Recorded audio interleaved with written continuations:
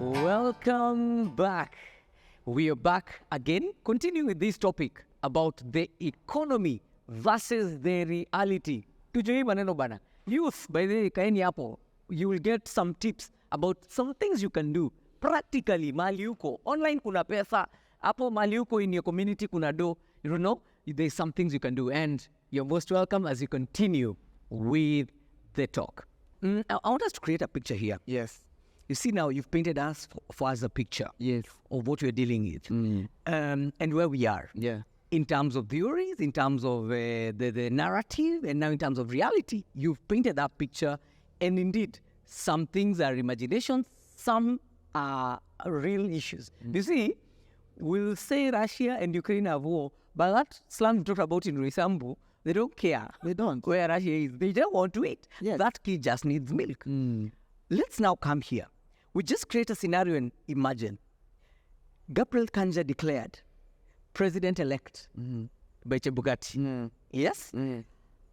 In your estimation, and now you know you've had, you see, you're in the MCA's office, which is the one that is facing the heat. Yes. Even MPs are running away, yet they're not even on ground. MCAs are really stretched. Because the things that are, all the things, you see all these people you're talking to, they know mheshimiwa ni Sonko. Kwa hivyo mheshimiwa hizi nikosea kasapa, 200 hata kosa. But they are forgetting you 200, you are 30,000 of you want 200. Because I can imagine in your phone receiving 100 texts, sina sapa, mtoto wako kwa nyumba, mtoto mzazi ni mgonjwa. So it gets to a point, even if you are a saint, or even if you are Bill Gates, the richest, you cannot sort all these people out. Cannot. So let's create that picture and ask, what do you think are some of the interventions, things we need to do as a church, as the government, and as individuals going forward? As a government, as a church, and as individuals. Let me go in that order. And you said if I was declared president, elect. Well, that is far. Mheshimiwa, sorry, Sir Gabriel. Kanja. If I was declared president-elect, what will be my thinking around solving our problems from within as a government? Mine might be a bit different, because for me, njitikitie kunina nyoka ni kuraga nyoka na matube mayo. That is French. If you're killing a snake, kill the snake and crush the eggs. Chege. Our whole problem have their roots, or the genesis is in our education system. What I will do, Chege, is very simple. I will take a whole 10 years with a very good plan to decolonize our education epistemology. Right now, we just thump everywhere. Kenya is an agricultural economy. Then why is agriculture not... We're importing rice, everything. Why is agriculture not what do we call a compulsory subject in schools? Yes, we are an agricultural economy, but it is English that is compulsory. It is mathematics that is compulsory. Then agriculture, when it comes to agriculture and home science, we draw the line. This is optional. Whoever wants to do can do. Whoever does not want to do, you know, it does not make sense, Chege. We go back to our schools. Let us go back to our schools. Look at a school like Egerton University, for instance. Look at a school like KU. Look at most of these universities that have their main campuses in rural areas. Seku, Dedan Kimathi, Oginga Odinga, Just. They have huge tracts of land. Huge tracts of land. And I'm sure, if I was elected president today, I would add to those tracts of land. I would add to them. We have so many huge tracts of lands in riparian. What are we doing with them? How best can we use them to grow our crops? How best can we use our students, Chege, to feed themselves in school? Right? Our work is when we are traveling, we say, naona kutoka hapa, ni kwa mheshimiwa fulani kutoka hapa. Hebu kauli for fulani. It does not make sense. And you go for kilometers and kilometers and nothing is being done on that land. Yeah. Pieces of land, chege. If we were to replicate the project that was started by President Uhuru and his deputy William Ruto at Galana Kulani, which is also running right now, of planting, I don't know, millions of acres of maize and other food crops. If we were to replicate that project at an individual institutional level, we go to Egerton University, we tell them we are giving you 100 acres of land. Can you please give us 10 tons of maize by the end of this year? When we go to another institution, I mean, this can be collaborative effort and it will be cheaper because we have students who are studying these courses in those universities. Giving a student an acre or a student half an acre of land, and then buying back the produce from them. Sure, that can take us miles. It might look small, but trust you me. Na tutoke hii theory, unasema Jomo Kenyatta University of Agriculture and Technology. No farming. Not farming. Not farming. It's the logic. No farming. The logic. We have, right now, how many students do we have? Every year, I see thousands of students graduating. Every year. Thousands of students transitioning from high schools to campuses and colleges. Thousands of students transitioning from, I think, there was 500,000 transitioning from primary to secondary. That child cannot even mulch. Huo mtoto hawezi palilia sukuma wiki. In fact, that child cannot, ukimpeleka kwa shamba, hawezi differentiate spinach, sukuma wiki, na terere. They cannot. How then can we instill a mindset of food security in our children if we are not doing it right from school? Chege. At a church level, the church has a lot to do. The church has a very big role to play. It is the church that most of our residents approach in times of need. It is the church that people who do not feel like they can access their local leadership approach. They'll come to the church and they will not feel ashamed.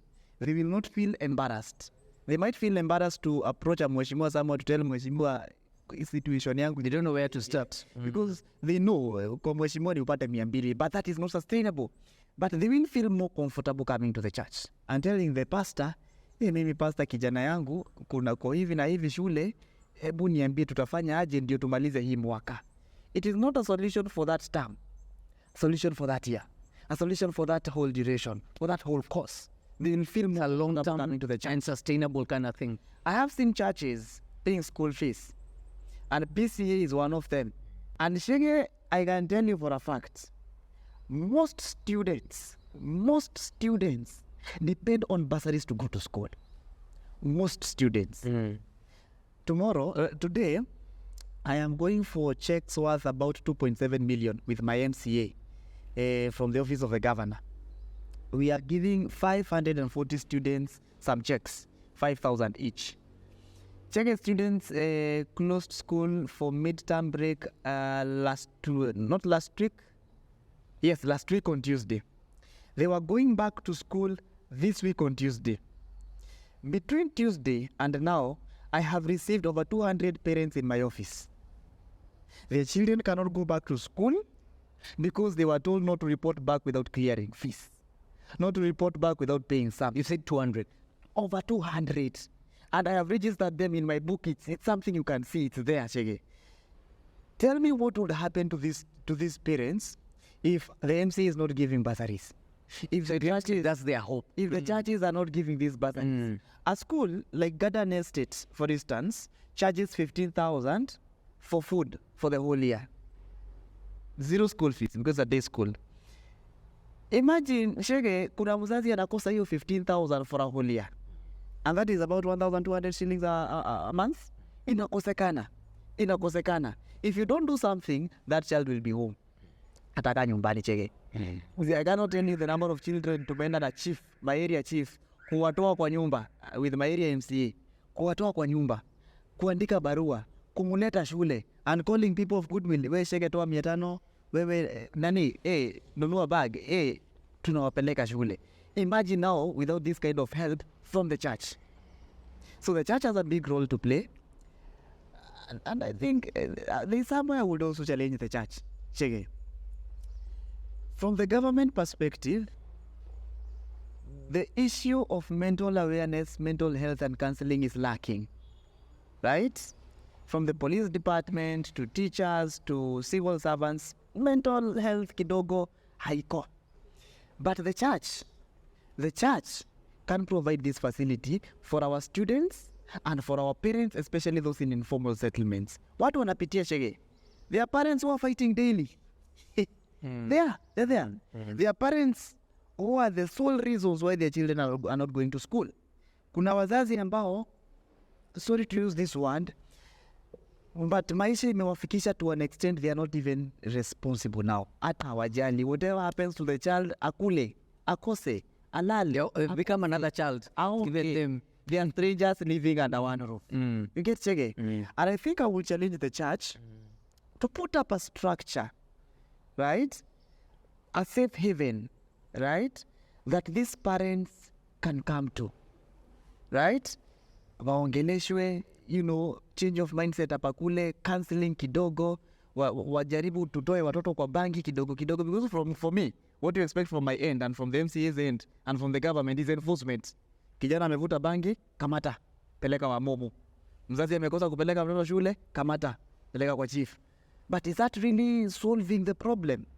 I think I will challenge the church to think around the issue of offering mental health classes, counseling sessions for people who cannot afford these sessions from these service providers. Absolutely. I think we'll need to pick it up from there. I feel like some of the socioeconomic issues. Yes. From the individual, just a minute. From the individual level. You can mention in like a minute or two. The individual level. Yes. Hii story ya serikali idea. Yes. Tutawacha. Yes. Shege, I was at Lumumba Drive in Roysambu. Yes. Where we were doing a cleanup of the drainage. And the people who were selling, who are having small businesses alongside the footpath, won't you wamechafua your drainage. But you know what they're doing? When we're doing the cleanup, wamekaa. Na ile pale nyasi pia ni refu sana. Na muda kaga sana kabla mkuje. Hebu nipe namba yako ndio. Tukue tunaongea. Tunawasiliana. Tunawaambia Chege, it's your premises. This is where you do business. Right? Clean that place. Right? Hakuna kazi. We saw the deputy president saying that in a graduation somewhere. And people criticized him for it. I like him because he's a truthful man. The truthful man. And that is the truth, Chege. Yeah. Hakuna kazi. Yeah. Right now, the future of our youth is online. The future of our youth is online. We're sitting on a ticking time bomb. A ticking time bomb. It's technology. It's social media. It's online. That is where you're going to mine your riches from right now for our youth. And of course, there will be an influx because all of them are there. The influx, before the influx reaches a point of, imbalance. Because everybody is coming to get money. So unless you're extra and you're excellent. Exactly. And I would like to encourage people, especially the young people. Allow me bonge na mayut. Muhimu. Hata Thinking bonga kizungu mingi. Mpaka wanashangaza kuja kwa ground. Sasa mayut. Please, hakuna janda. Aziko. Vanze. Na DP, Rigiji, alisema. Na ni hiyo ndio kweli. Those are the facts. Hakuna. At an individual level, the creative opportunity man. Umeenda shule. Umesoma. Hiyo masomo iko ya kukupatia paper, upeleke paper mahali, ufanyiwe interview, upewe job. There's so much you can do with the knowledge that you have acquired from school. Chege. Me, the first time nimekuwa employed, I think ni last year, November. Na nilimaliza shule huko 2019 huko. After so many things you've done. Na mimi sijai tamak. Yeah. Sijai tamak. Sijai andikwa na sijai tamak. Let's create opportunities hapa kule. In fact, right now, Chege, as we're speaking, I have employed 23 people somewhere. They are working. Now they hawakosi kakitu. Hawakosi. Because I was going through my invoices and Chege, I realized I pay invoices of about 300,000 a month. Na hiyo ni yao. Tia mimi ndio natengeneza hiyo hapana msite harambe. That's turnover. Okay. Kieri labda uombe wasi hawaoni. And what I like about it, What I like about it, Yeah. Hao watu 23, hakuna mtu uka na mimi for more than a year. Labda wawili watatu. Hakuna mtu uka na mimi for more than a year. Tunabonga, tunapangana, tunasaidiana. By the time unamaliza miezi 6-7 na unajisikia kitu na unaanza yako. we go through the stress, you'll come out of it. Kwani God will never test us beyond measure. Watu kutoka mbali. Hii online pale, jifunze hizi vitu, jifunze hizo vitu za trading, jifunze academic writing, jifunze article writing, jifunze remote tasks, jifunze what else are we doing online?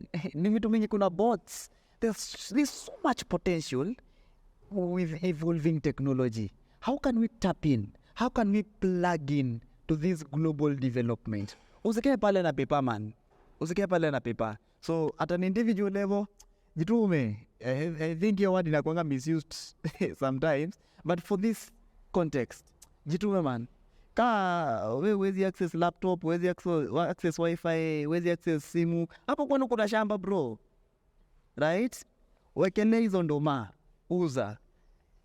We yaningia hapo kwa bank, KCB, Equity, see them giving loans for groups, sikaneni watu 10. Enda mpewe greenhouse, do best practices research here and there. Innovation. I think the word is innovation. Visual, fanya kakitu, right? Kama sahi nikaweza kuuliza, wewe mahali unakaa, ni watu wangapi unajua wa kutrim fences?